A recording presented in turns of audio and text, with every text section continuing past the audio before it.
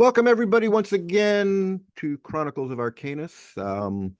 I am here to talk about what I feel is one of the most influential settings in Dungeons and Dragons of the 21st century. I pimp this opportunity, or I pimp it every opportunity I get because, for me, by the time Arcanis came out, I was in my early 30s. Um, I had played, all of the various role-playing games really that had come out up through second edition, as well as, every other gaming system out there. At the time, I was really, really into Shadowrun. That was like and the reason I loved it so much is I really loved the setting, I loved the stories, I loved the way they wrote their splat books. It really hooked me in. And as I will say in almost every episode of this, at some point, verisimilitude. That's a really important word to me. That I need to have that feeling. That very strange word needs to come into my mind as I'm reading your setting for it to really hook me. And that's absolutely what happened with Arcanis. I mean, not only did I know Henry and Peter. I knew a couple of the other Brian Dalrymple. I know Jared Fennell. I soon thereafter met Scott Charlton, um, Nelson Rodriguez. I knew these guys, so I already had an affinity towards it. But I knew a lot of people in games, and I had a lot of people at various times tell me about their home campaign, and and what had happened is I knew Henry um, mostly through magic and through a vampire LARP down in Miami. And one day he just started telling me it was, 2000, whatever it was, as he was putting his ideas together. And he just started explaining this idea. And I was hearing something different. Not only was, and you have to meet Henry, and we talk about this often throughout the podcast. I use the word stentorian to describe his speaking voice. I mean, I know that I have a fairly decent baritone, and it comes across nice and mellow. And Henry talks like this, very much naturally. So he's a true baritone who easily drops right into the bass with no problem whatsoever. And so um it wasn't just that. It wasn't just what at the conventions became called Uncle or Story Time with Uncle Henry. There was a story here. And then uh, I got a hold of the Codex and I was hooked. Um, it was a thing that I saw that brought together the Miami gaming community, which I hadn't realized how large and strong it was until this came out. There was a huge amount of local support, and then it spread. I have interviewed people from the Midwest, I have interviewed people from England, and I am now interviewing someone from Canada. So my guest today is Amanda. Amanda is much more recent than me, but not so recent that she doesn't have now decades of experience, a decade of experience. Her introduction, as I understand, was around as I was moving out. So to me, this is going to be a great opportunity to discover what was going on for someone who was just discovering the world of Arcanis, what it meant to walk through the shattered empires and discover all the mysteries. Like there was just so much we don't know still. So, Amanda, um, please introduce yourself. Tell us about how you got into gaming, where you were in life, and yeah, what's the importance? Why do you play D&D to begin with? Sure. So yeah, I'm Amanda. So I guess in a way I've kind of always been a gamer. I remember like growing up with video games and stuff. I just kind of always had an interest for fantasy and sci-fi. So I kind of knew of D&D, but it wasn't until university when I had some friends who were like, "Oh, hey, like let's do a D&D campaign." So there was some talk about it through undergrad, but it wasn't really until towards the end of undergrad in my last year when we actually got a group together and like got this going. And so that was the towards the end of the 3.5 era. I remember a few years after that, that's when fourth edition came out. So I learned 3.5, and my very first character was just from the standard 3.5 PHB and Elf Ranger. And Okay. uh, and I loved it. And I'm like, this is so cool. And it was kind of in that first campaign that kind of through a friend that I met my then boyfriend at the time. And he was like, "Oh, hey, I'd been playing this campaign called Arcanis up when he was at his other university before he came to where we were." And so he's like, "Yeah, like, do you want to try some of this Arcanis game?" And so he had the modules for the 3.5 campaign. Hmm. So this was around 2008, 2009. So he ended up running just kind of a few one of modules for our D&D group, and we were all like, "Yeah, this is pretty cool." So we ended up Well, totally so you ditching, say this is pretty cool. What does that mean? I mean, you like had been we playing for a short time, so this is actually like an important thing for me to pry apart and tease into. That, by the time I find most people discover Arcanus, at least when it was coming out and among my peers, these were people in their late 20s, early 30s. And as I've been saying, that we had transitioned out of the murder hobo stage of D&D. And that usually, honestly, some people never do, but for a lot of people it really takes more than just a year or two. I So, guess for me, I was never very much of a murder hobo. I was always very much of like, "Oh, what's the story here?" Because I play a lot of RPG video games where it's like you're not just killing everything. There is talking, there are side quests. I played a lot of the Zelda where there's like the chain quests and stuff. And so just I kind of approached it D&D more as like a video gamer where it's more like, "Oh, hey, who are you? What story do you have? What quests do you have for me? I want to complete the quests. I want your rewards," and not necessarily just murder my way through everything just to get everything. Like, so I approached it definitely more from a role-playing sort of point of view. And so the campaign that we had started on was just sort of a home campaign that one of my friends had kind of set up and was running. And it was fine, but he wasn't the best writer at it. It wasn't the greatest. He was kind of sort of tailoring each game kind of based on like what as players, what we wanted. And so it was okay. But then to play the Arcanis modules where it was something pre-written and it was definitely well thought out and like a clear story and like, "Oh, there's like, I want to learn what's going on here. I want to learn where I am." Like I had so many questions, there were so many mysteries, even just for these little one of adventures.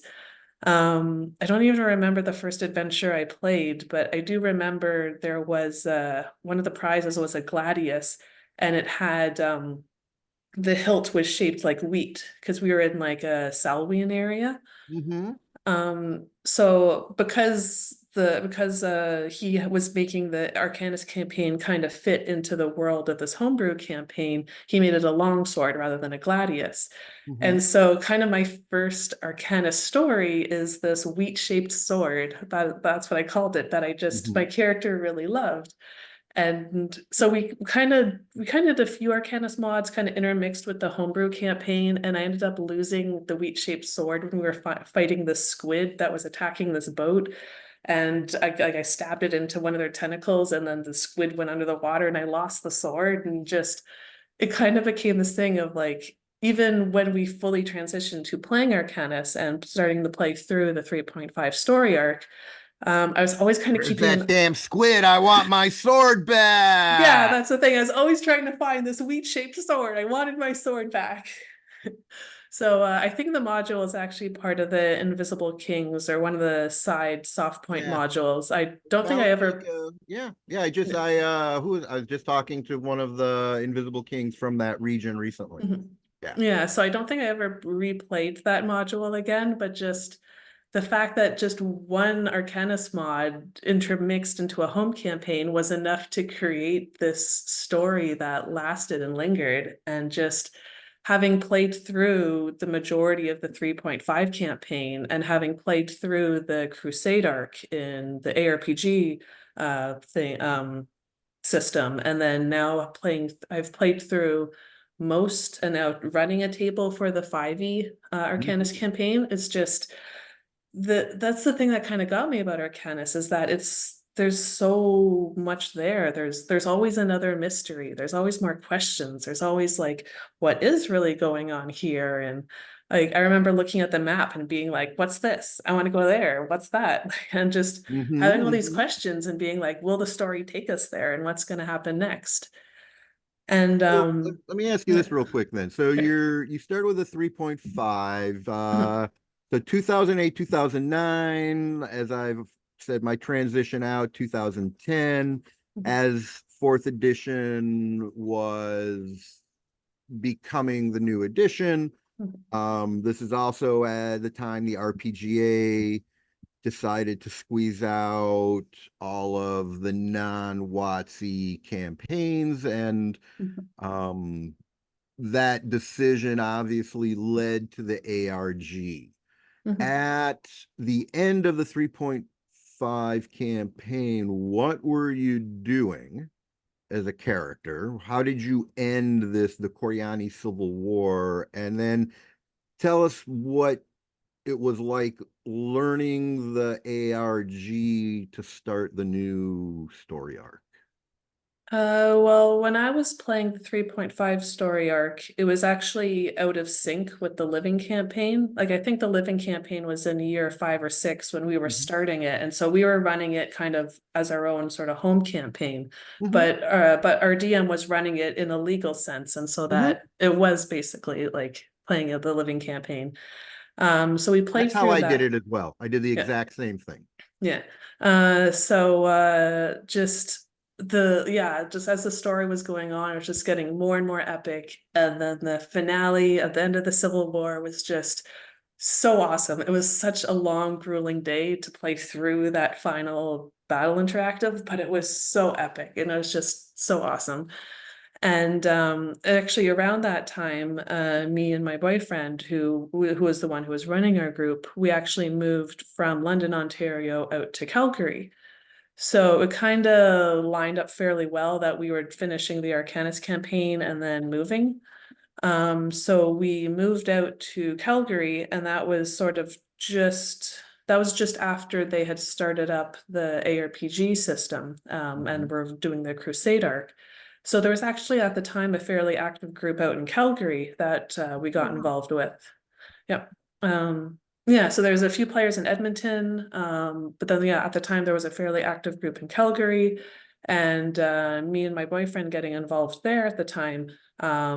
Definitely we kind of definitely pulled in more people. So at one point, like we were playing at this local game store, and we had like actively like 2 tables going. We had to have 2 DMs every week just to make sure everyone had a spot Awesome. to play. That's Um, great.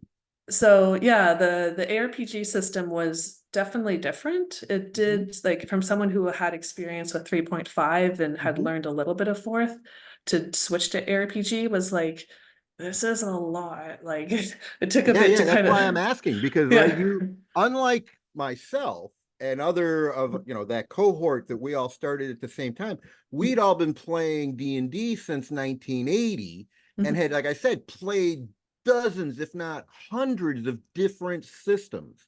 And Mhm. so, I understand there's different ways to think about what kind of gaming system is this. And of Mhm. course, the default is D&D, which is stat based, but you Mhm. can have a skills based, you can have a Mhm. point based, you can have exploding dice, you can have percentages, you can have, I mean, there's so many different ways. You can have opposing challenges, but you didn't know that. You knew Yeah. nothing about all of that other stuff. So, Yeah. so So, what was that like for you? it took a little bit for me to learn it. I remember sitting down with one of the current DMs of the Calgary group, and he kind of walked me through. Sorry. So it definitely helped that I knew the Arcanis world, like I knew the races, I knew the classes, learning that this crusade was taking place something like 40 years after the main story. It was like, Mm-hmm. ooh, what's happening in the world now? Mm-hmm. So like I had the Arcanis world and lore to kind of guide me. And so I Mm-hmm. kind of already had an idea of like, okay, I kind of want to play this sort of character. And so he's like, okay, like, so then he walked me through building it. And so I kind of almost kind of reverse learned it. Like I knew Arcanis, I knew the world, and then I learned the system by knowing the world. No, that's Um, good. Because so I haven't played ARG at all, but mhm, I supported through the Kickstarters, and I mhm, have them. I have the book. So mhm, I felt this very much the same way. And from everybody that I've talked to about character creation, that it's very much, just think about a concept mhm, that fits Arcanus. And mhm, as you're reading through the character creation guidelines, the Arcanus stuff that fits will be apparent, and that's what you mhm, pick. mhm, It's like there's a lot to choose though. This is the initial character creation is mhm. it's pretty complex. It it Yeah. it is. But once it's the characters made, I think that unlike 3.5, where as you keep going up, you have all these just all kinds of adjustments you have to make every level to all kinds of things, because all of a sudden you Mhm, got to add 5 here and 2 there, and whereas with mhm, the ARG there isn't that kind of creep in the math. As- mhm. Yeah, what we were doing with our Calgary group is when we introduced new players, we always had a little pile of precons. Mhm.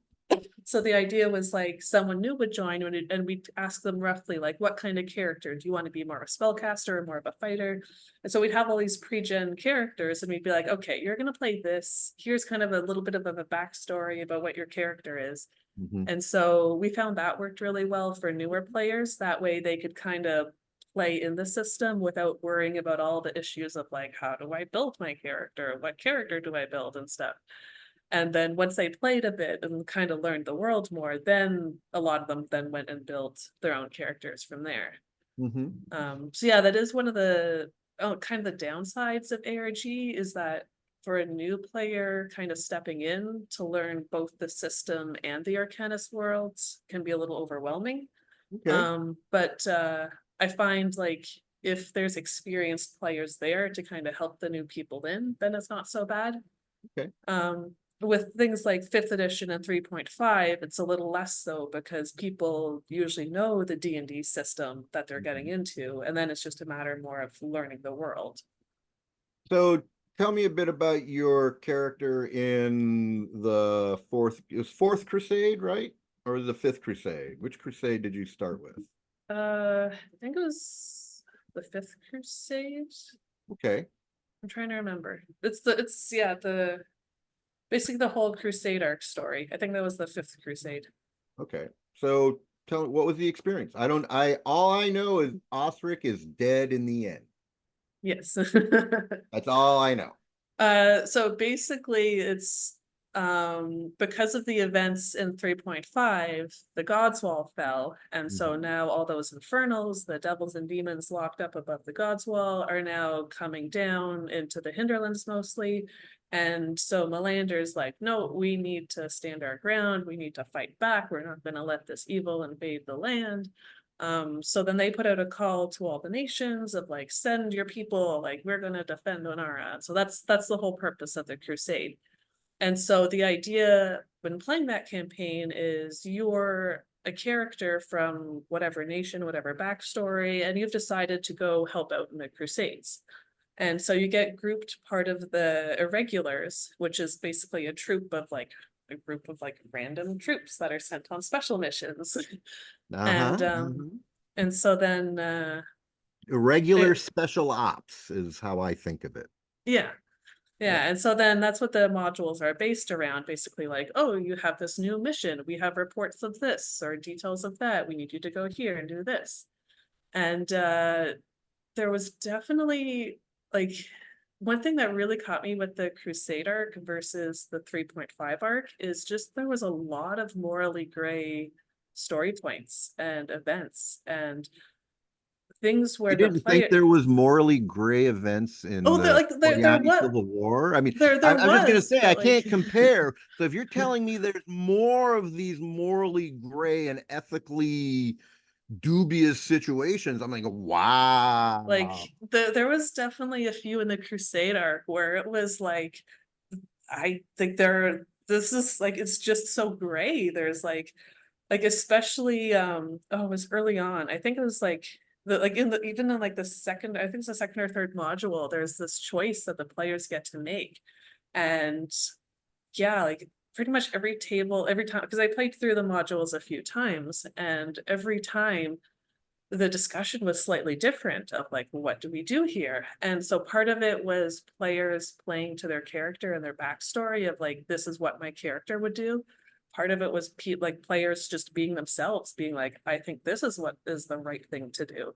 And it was just, yeah, some of the, when I think of the morally gray modules in Arcanis, like my memories have come from the Crusader. Because there was definitely some choices there where it's like I this, still have some there's reading to do. I have some catching up to do. I've been rereading the Codex Arcanis, and then I'm looking at the Blessed Lands so that I can be ready to judge at Origins, and of course that means I'm reviewing the Player's Guide. Um, but yeah, there's obviously a lot of the story I don't know about what's happening. So, what type of character did you play? Tell us about your character. so I kind of want to talk a little bit about my 3.5 character first because Yes, please.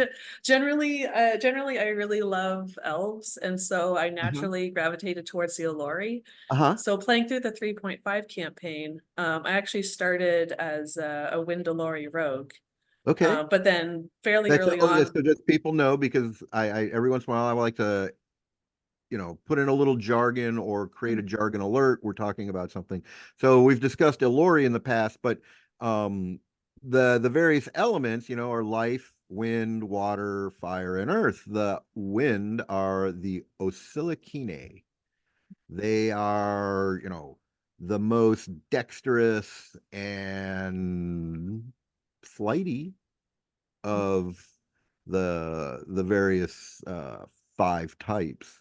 So a rogue that makes total sense. Very very dexterous, and so and also running into Onara as an Olori, that morally gray. How do you treat the humans? Is it actually, is this a problem going out and stealing from them? so Because So that's definitely a kind of something that I was kind of thinking about as I was starting out.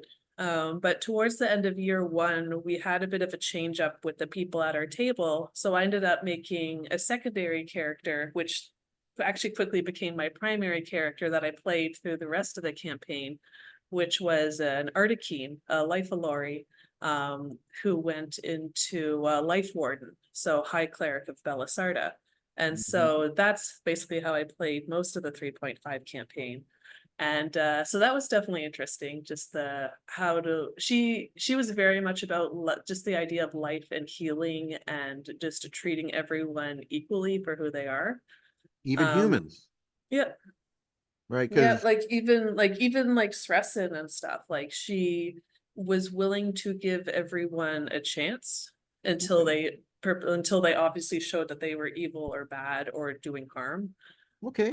So that was sort of how I played the 3.5. And so going into the Crusade arc, part of me was like, I really love Alluri. I still want to do Alluri. But as I kind of looked at the character creation, I was like, I don't really like the way Alluri are built in the in the ARG rules. And so I'd always kind of had an interest in Val because with the bloodlines and stuff, I'm like, I played with people who had played Val, and I'm like, okay, like let's change things up a little bit. Let's try a Val. So I made a Val Abebi who went into Philosophic Warrior. Me personally, I found because of my Life Elorii cleric that I really love divine characters. So going into the Crusade was like, okay, yeah, I'm going to be some sort of divine character. And so I went with Philosophic Warrior, partly because in playing the 3.5 campaign, I found that, yeah, like I want to know stuff. I want to be able to understand what people are saying. I want to be able to like do all the knowledge checks. I want to be able to figure out what's going on. So basically my Philosophic Warrior, like I had the bloodlines and the skills that like I could understand anything and I could So you're like like do the all the second knowledge checks. person, just so you know that, and I've just done the same thing. That when I interviewed someone who that was his same concept, is like he doesn't know what's going on, so he wants to play a knowledge based.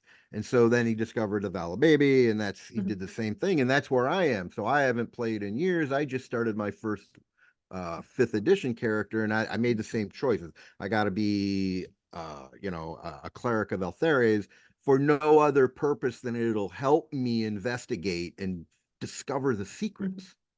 You know? And actually, there was so can I tell sort of a little story about Yeah, yeah. my Tell a philosophic story. warrior?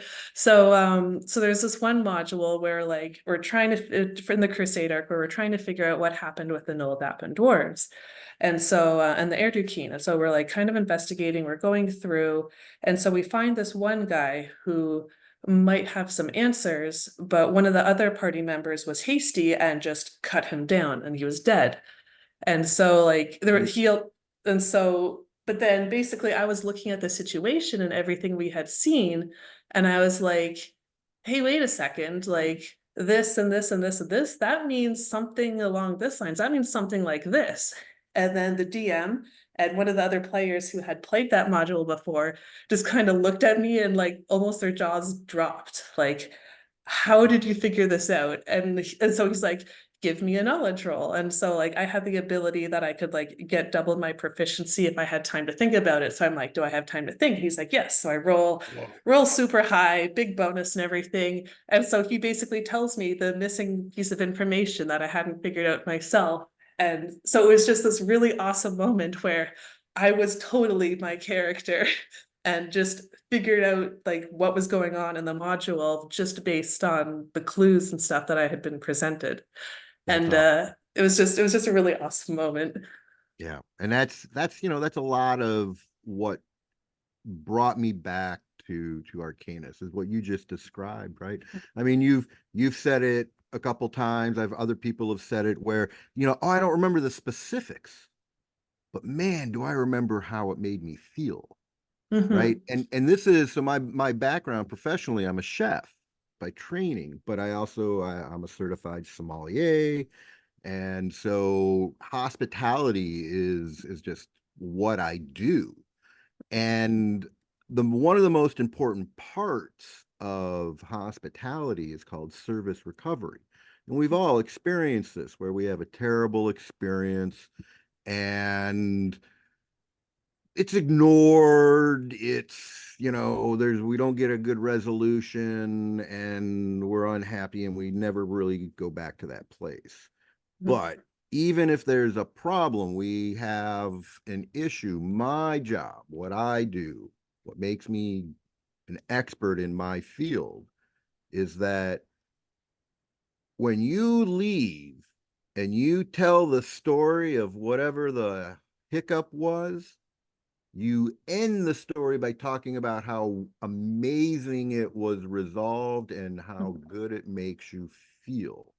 And this is that same kind of thing where you've got this, you know, when you have these barriers to things being the way you want, barriers to success, because that's what a game is. A game is just here's a set goal, and here are these barriers that are artificial in nature to accomplish that goal. So basketball, well, throw a ball through a hoop, but the barrier is you got to keep dribbling as you do it, right? Mm-hmm.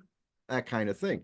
So with Arcanis, time and time again, what I'm experiencing in my discussions is that people are having those great meal experiences, Mhm. those times where, you know, yeah, I may not remember what I ate and drank, but God, the company was amazing and we laughed all night.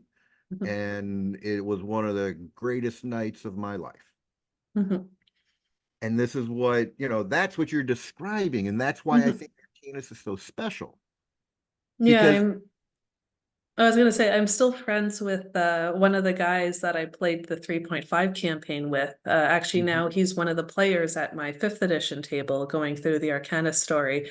And so every so often we'll just be like, "Oh, remember that time we did this in Arcanis and our characters did that?" And just it's yeah, it's just there's these moments that just become really memorable and it's different for each person. Like there's stuff I remember, there's stuff he remembers. I've talked about the similar modules with other Arcanist people who have played them, but they didn't necessarily have the same memories. And so it really depends on the DM and the people, and just there's the potential for these really epic story moments that is an Arcanist that I just have never found in any other campaign. I've played various other home campaigns, various other D&D campaigns run by friends, and it just never had the same impact that Arcanis has. thanks for sharing that part. Because, I mean, I think one of the things, as gamers in general, we're an introverted group. And Mhm. um introverts kind of by nature, except for when our heads pop, we don't really talk a lot about our emotional states, you know. Um and to have an experience that created an emotional state that was so positive that introverts feel comfortable sharing it Mhm. says a lot to me about that experience. That to me reveals a lot about how Arcanus can affect people. And what I'm beginning to understand is the kind of people that are attracted to Arcanus. And, Mhm. I don't know what your master's degree is in, but, you know, I find that what's most important isn't what you studied or what your background is, but that you're the kind of person who says, I want to know the answer. What's over Mhm. that hill? What does the translation really tell us about this myth that Mhm. everybody has assumed is true? But this is saying something different. And then moving forward from there. Mhm. That's Arcanus. Mhm. Yeah, just of all the people I've played with over the years, it's the people who have that curiosity that just want to know more, that end up getting more into the world and like wanting to know more. And what about this? And they're not only the more fun, like they're the most fun people to play with, but also Mhm. they're the people that then really get hooked on Arcanis. I found like there's some players just aren't interested in the lore. They just want to like get the quest, complete the Murder quest, get the prize. hobos. Yeah. So, Well, so we used to talk about, I saw cert whores, right? That's what mhm. I call them. Like, some Mhm. people call them hoarders. I just call them whores. That they will do anything to get the cert at the end of the adventure. Mhm. Um, that's just one mindset. And Mhm. I'm, so as I was leaving gaming, I talk about this as well frequently, was as the good fun, bad fun mentality regarding the edition wars was really starting to rise. There were a lot of people that didn't like fourth edition, that, you know, it was weird. So when I came back, I've noticed a lot of weird division in the gaming community, and I was really concerned about what it was going to be like, reconnecting. And what I've discovered is that not only did Arcanus attract like-minded people 20 some years ago, but those like-minded people are still like-minded. That there hasn't been this weird radical change in the minds and the beliefs and the behaviors of the Arcanists community, they're focused on the setting and the Mhm. story, and Mhm. that's it. Mhm. Even the rule sets don't matter because Yeah. we've been through really four of them, Mhm. right? Third edition, 3.5, fourth Mhm. edition, fifth edition. So, what was your transition into fifth edition then?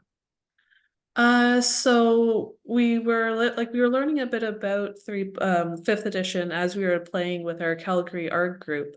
And so I remember sort of playing at the game store where we played Arcanis. There was another group, kind of a pickup group that had fifth edition. And so hearing that it was similar to 3.5, I decided to kind of take a step away from Arcanis just to like try out one game of fifth edition. And yeah, I like the system. Because I started with 3.5, and Mhm. so that was very familiar to me. So going to fifth edition, it's like, okay, this is just a simpler 3.5. I can really enjoy this. And then they announced that Arcanis would be also available in fifth edition.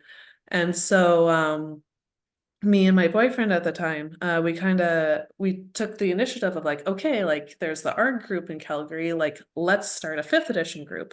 Maybe we can get more people in town interested by starting up the fifth edition. And we found we liked fifth edition more than ARG. And Mhm. so we decided to switch to fifth, and we started running with that. And the art group kind of faded out just because the people who were running that wanted to step away from Arcanis to focus on their own lives and other Mhm. stuff. So then it just kind of became the fifth edition group that we were doing. And that's And just then so you know, that's the Arcanus arc that Mhm, that people, and it must be something about that. See, again, I'm trying to, what's this demographic, right? It mhm, feels like the demographic for to really grab people are the folks who are just getting out of college and don't have a family yet. And mhm, in that middle time, they get really sucked in and they start doing their job and their careers. And all of a sudden, they're married and they have a kid, and boom, they can't do Arcanus anymore. And I hear that story mhm, over and over and over again. mhm, So that sounds like what happened. So with fifth edition, of course, way more popular mhm, post COVID. Fifth edition just is pretty much it. I mean, I mhm, really don't find anything else to play around and I live in New York City. There's no one's mhm, playing anything but D&D fifth edition. No homebrews, but um so for fifth edition, mhm, they made it feel so fifth edition I feel is actually a really good system. I as a mhm, dungeon master, I like it a lot. I like how mhm. easy it is to use as compared to third edition. Mhm, And I've created my first, like I said, I created my first character. I really liked how character generate, though it kind of confused me at one point where I was like, how does my gnome cleric of Altheres not be able to have a flintlock? Because I mm, thought the only way you could get the flintlock was through the background, like they have in the ARG. mhm, I didn't realize that no, when it says in your like under cleric, you get all simple weapons mhm, of your region, that included a flintlock, mm. right? Oh, And speaking of cleric, yeah. so in the fifth edition Arcanis book, the picture at the start of the cleric section is Mhm. me. That's you. Yep. What? Through the Kickstarter for when they did the Kickstarter for In the the fifth runic edition? the runic edition is just the updated version. So yeah, like Right. there's the fifth edition player's guide. Cleric, there's a cleric of Nyer at the beginning of the cleric section. And yeah, that's me. Oh Because wow, there it is. Holy smokes. Hold on, let me make this happen. like I said, I've always really loved Oh. divine characters. I So can't make it. I'll get a picture. I'll make sure that I post it in the when I get this up. I'll make sure I get that picture. yeah, I've always really loved divine characters, clerics, and holy champions. Uh-huh. And so when I made secondary and third characters, they usually were that. And so when I heard that for the fifth edition Kickstarter that they were doing, yeah, have your picture as like the leading character for like all the different classes. And so I'm like, cleric. Boom. Yeah. Claim. That's awesome. That's great. That's great. That's see, and again, these are the kinds of things that I think makes paradigm concepts so different. You Mhm, know, I mean, I know that if you look today at Kickstarters, if you look today at many companies, the the the third party, you will see all of them doing things now that Paradigm was doing 20 some years ago. Inclusion, this deep inclusion of the fan base into the mhm, storyline, mhm, into opportunities to be, you know, an important part of the campaign in memoriam. mhm. And now everybody does that.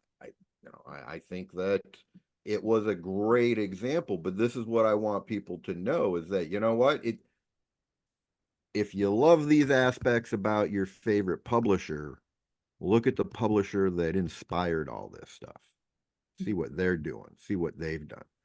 So what's the fifth edition been like for you? What's your character like, and what are you looking forward to? Because we're looking at, Origins is coming up, and then we're not going to do anything at Gen Con, but there's always the big event at Origins. So there'll be a big battle interactive. Are you going to be there to participate? No, I've never actually been out to any of the conventions. I've always just been doing like home campaigns or just like campaigns with like at the store and stuff. Okay. Yeah, I've never actually been out to any of them. You'll Maybe have to hopefully save up someday. sometime. Yeah. It's So worth it, at least once. mhm. So my fifth edition character, I went with the Holy Champion of Nyer, specifically the Warrior of Eternal Flame. Hmm. Because for the 3.5 campaign, I learned about the pillars of Nyer and jumping through them and like getting the cool fire powers and just liking divine characters. And so it's like, yeah, sure, let's try this Warrior of Eternal Flame. Um, so I've played through the Into the Blessed Lands arc with my character, and then now the War of the Paragons arc. I've played the first few modules, but I've run it as a DM more with my current table. Hmm.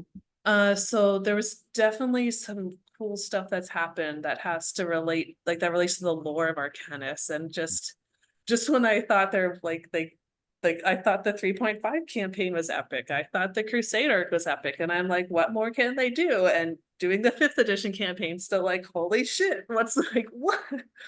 And so the module we're just about to do is called Into Darzan Vor. And Oh, uh the and that's unknown area on the map. yeah, that's the place that no one returns from. And Yeah. I'm about to leave my table into it. And it's just like, this is so epic. Great. So yeah, the fifth edition campaign is definitely going to some epic places and doing some epic things. And yeah, I can't wait to run my table through it and read it and see what's gonna happen.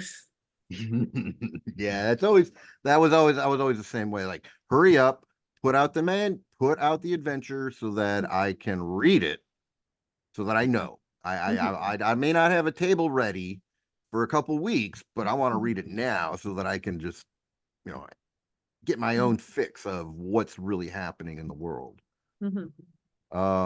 All right. Well, so what do you have any local conventions or anything like that in that part of Ontario?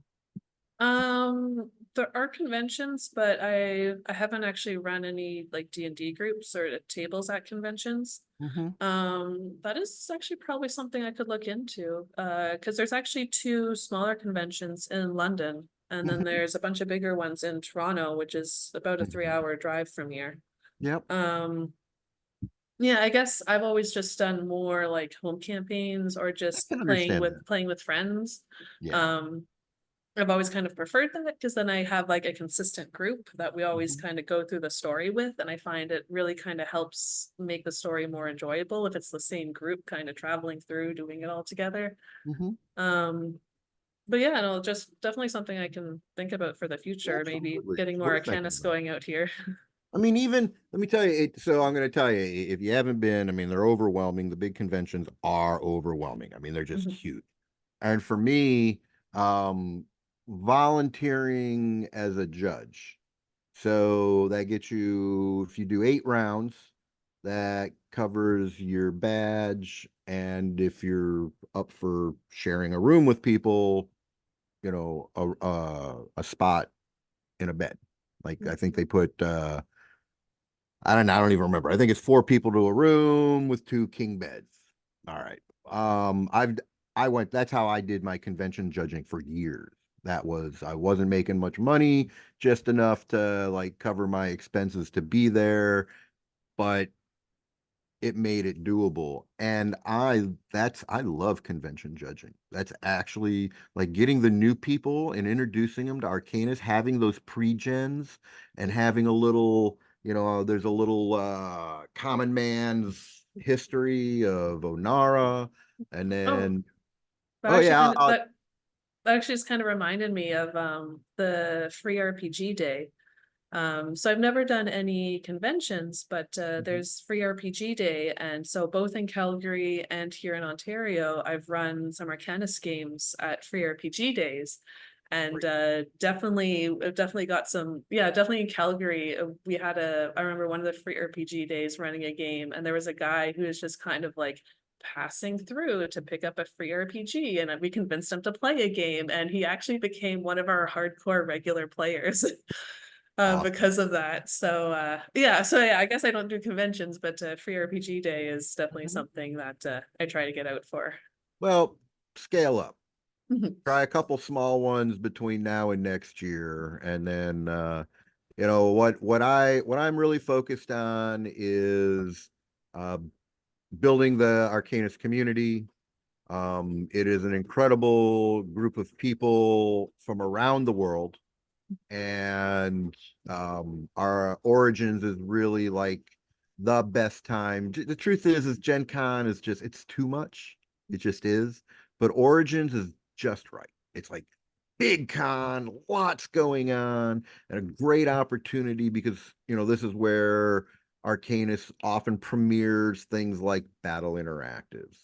Mhm. So yeah, I encourage everybody, if you're not already coming this year, of course, when this gets onto the YouTube, it may actually be just after Origins, and we'll see. So, all right, well, I really appreciate the time that you've taken to that you reached out. You're not one of the old school Living Arcanist talk groups on Yahoo. You are someone who picked up the mantle, hoisted the flag, and has marched forward carrying Arcanus into, the 2020s. So thank you very much for sharing your stories. Mhm. Is there anything else that you want to let people to know about Arcanus, or one last interesting story about your character? Um, okay, I want to share a pretty funny story. Okay. It's from the 3.5 days. We were doing some of the Hena Invisible King stories. Mhm. So, like I mentioned, I had my Life Elorii Cleric, but at that time I had also taken the leadership feat. So I had a cohort, an Earth Elorii fighter. Hmm. The idea was that she would help defend my cleric. Mhm. And so we were in this one dungeon, and we accidentally set off this trap going into the final room. And so everyone failed except for my fighter character. And so the GM describes how these rays shoot out and all our weapons seem to disintegrate. Like all the weapons that we were holding or had on us just disintegrated. But then he passes a note to me and he says, like my fighter, that I see my sword disintegrate, but then come back and it looks okay. And so, me as a player, I'm not understanding what he was trying to tell me. I'm not understanding what's going on here. So my fighter, being who she is with all her swords, was like, okay, this sword is weird. I'm going to put that away in my bag and bring out this other sword. And so we went into this final battle kind of weakened because we didn't all have our ideal weapons, but my fighter still had a good enough sword. And so I learned afterwards that the DM told us that it was actually just this illusion spell, that it was just the illusion of our swords disintegrating. But it was another one of those moments where I just embodied my character so perfectly that me as a player didn't understand what was going on. And I played the character so perfectly of the spider seeing her sword disappear, but come back, not understanding that it was an illusion, being like, I'm just going to use this other sword, but Yeah. not mentioning it to the That made party. no sense whatsoever. I don't understand. Here's a sword I recognize. Yeah. And the thing is I didn't say anything to anyone in the party because that if I had said something, they would have gotten another save to Right, to disbelieve the roll to illusion. disbelieve. Yeah, and so I didn't say anything. And so just how it played out was just another one Mhm. of those like perfect little moments that just became the story moment. Yeah, And yeah. great. Well, it's those story moments that bond us to the campaign. So Mhm, I'm glad you're experiencing it that way. All mhm, right. Well, thanks again. I appreciate your time. Have a mhm. wonderful summer and continue running those tables. And let's hope we can just Mhm, keep recruiting. mhm, All right. mhm. Bye. Yeah, bye.